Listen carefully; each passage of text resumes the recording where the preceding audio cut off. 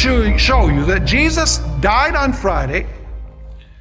He was buried in the tomb and remained in the tomb all day Sabbath. And he resurrected on the first day of the week. Luke 23, verses 54 to 56. Here you find the chronological sequence. We know that he died at 3 o'clock in the afternoon. Which day? Let's notice. That day, this is when Jesus was crucified and died. That day was the preparation. And the Sabbath drew near. So had the Sabbath begun yet? No. It was Friday. Verse 55. And the women who had come with him from Galilee followed after, and they observed the tomb and how his body was laid.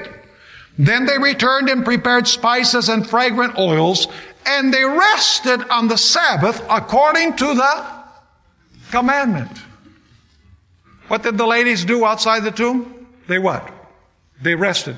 Let me ask you, was there an urgency to get the body of Jesus off of the cross on Friday?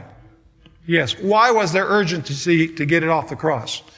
Because he could not be on the cross on the Sabbath. There's a deeper intent than that, than the legalism of the Jews. You see, when the Sabbath began, Jesus had to be already prepared, like the Passover lamb after it was killed, it had to be prepared. And then later on, probably at sundown, then they ate the Passover lamb. You see, Jesus died at 3 o'clock. His body needed to be prepared in order to be buried so that his body would rest in the tomb all of the day, Sabbath.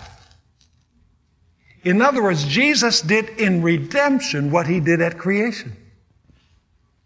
On the cross, on the sixth day, he says, "It is finished." We read the word finished in Genesis after 6 days of work. Jesus is saying, I have bought back the human race. I have paid the price of redemption. And then he breathed his last, and he was put in the tomb, and he rested in the tomb on Sabbath. Now, in order to fully understand this, we need to go to Exodus chapter 16. The Sabbath in redemption.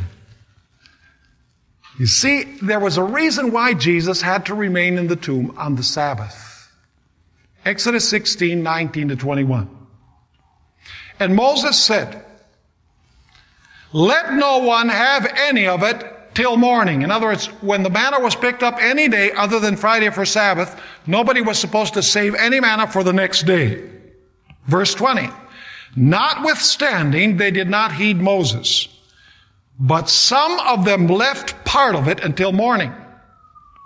And what happened? When they left it any other day except Friday for Sabbath, what happened to the manna? 2 things. It bred worms and it stank. And Moses was angry with them. Let me ask you, was this normal bread? No. What happens with normal bread if you leave it from one day to the next?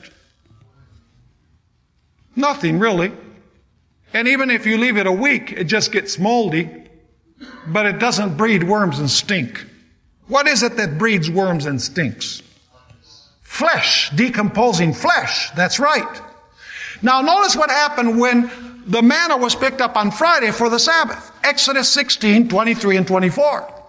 Then he said to them, "This is what the Lord has said. Tomorrow is a Sabbath rest, a holy Sabbath for the Jews." Let me ask you, why is the Sabbath called the Sabbath of the Lord? Because the Lord kept it first. It's His day.